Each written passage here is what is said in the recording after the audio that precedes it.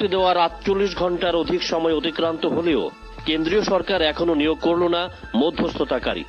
কেন্দ্রীয় স্বরাষ্ট্রমন্ত্রী অমিত শাহ তীব্রামথার সুপ্রিমো প্রদ্যোৎ কিশোর দেববর্মনকে প্রতিশ্রুতি দিয়েছিলেন ২৭ মার্চের মধ্যেই নিয়োগ করা হবে মধ্যস্থতাকারী।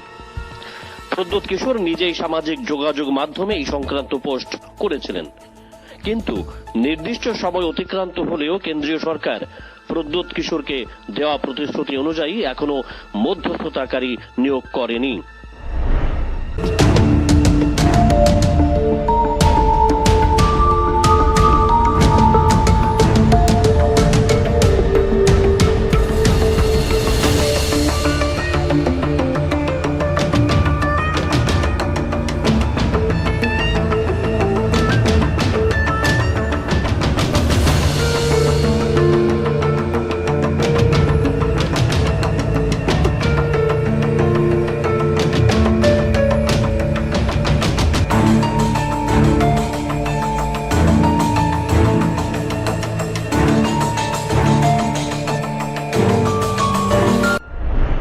তিপ্রাসাদের স্বার্থ রক্ষার্থে সাংবিধানিক সমাধানের জন্য কেন্দ্রীয় সরকার মধ্যস্থতাকারী নিয়োগ না করাতে ক্ষোভ বিক্ষোভ শুরু হয়েছে জনজাতিদের মধ্যে।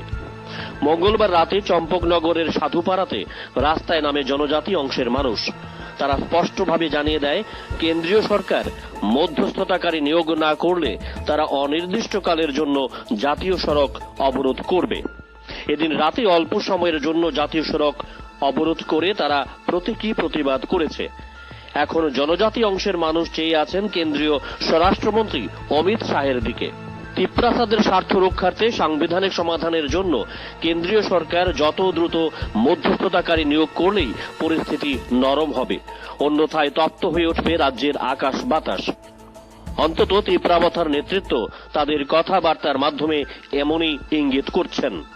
সম্প্রতি রাজ্য বিধানসভার অধ্যক্ষ নির্বাচনের দিন ৭ সকালে কেন্দ্রীয় স্বরাষ্ট্রমন্ত্রী অমিত শাহ ফোন করেন মথার প্রধান প্রদ্যোৎ কিশোরকে। প্রদ্যোৎ কিশোরের বক্তব্য অনুযায়ী অমিত শাহ বলেছিলেন, তিপ্রাসাদের স্বার্থ রক্ষার্থে কেন্দ্রীয় সরকার সাংবিধানিক সমাধানের জন্য একজন মধ্যস্থতাকারী নিয়োগ করবে কেন্দ্রীয় সরকার, তাও ২৭ মার্চের আনুষ্ঠানিকভাবে ঘোষণা করবে কেন্দ্র। অমিত শাহের এই ঘোষণার পর তিপ্রাসাদের মধ্যে খুশির জোয়ার দেখা গিয়েছিল, কিন্তু কেন্দ্রীয় সরকার ব্রেক কষতেই আন্দোলনমুখী হতে চলেছে তিপ্রামথা। তার বাস্তব প্রতিফলন দেখা গেল চম্পকনগরের সাধুপাড়াতে।